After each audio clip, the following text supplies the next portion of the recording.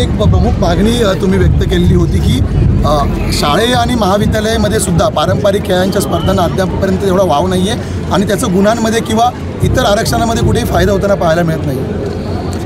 हे जे काही सर्व आपण ते बघत आहे, माननीय मुख्यमंत्री देवेंद्र फडणवीस साहेब यांचे आशीर्वाद आणि मार्गदर्शनामध्ये मी केला।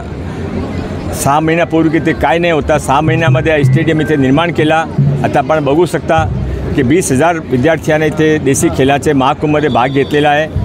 ते मध्ये माननीय कोकाटे साहेब खेलमंत्री आणि माननीय रणजित खासबा जाधव साहेब ते दोघे आमच्या निमंत्रण मान देऊन आले। हा सर्व कार्यक्रमाने एक अतिशय उंची मिळाली। आत्ता मी त्याने विनंती केली आहे की महानगरपालिकाची स्कूल असेल किंवा कॉलेजेस असेल, सर्व ठिकाणी देशी खेळासाठी रिझर्वेशन आणि देशी खेळाच्या ते कॉम्पिटिशन हे नक्की करावा।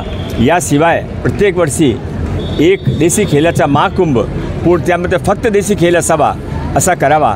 आपण बघू शकता की महाराष्ट्रामध्ये स्टेडियमची कमी नाही आहे, पण फक्त देशी खेळ, त्यामध्ये देशी खेळशिवाय काही आपण करू शकत नाही असा एकमात्र स्टेडियम माननीय देवेंद्र फडणवीस साहेबांच्या मार्गदर्शनामध्ये आणि सर्व अधिकाऱ्यांचे एकत्र घेऊन आम्ही उभं केलं आहे। ते सर्व खिलाडी आले, त्यांच्या मनापासून आभार।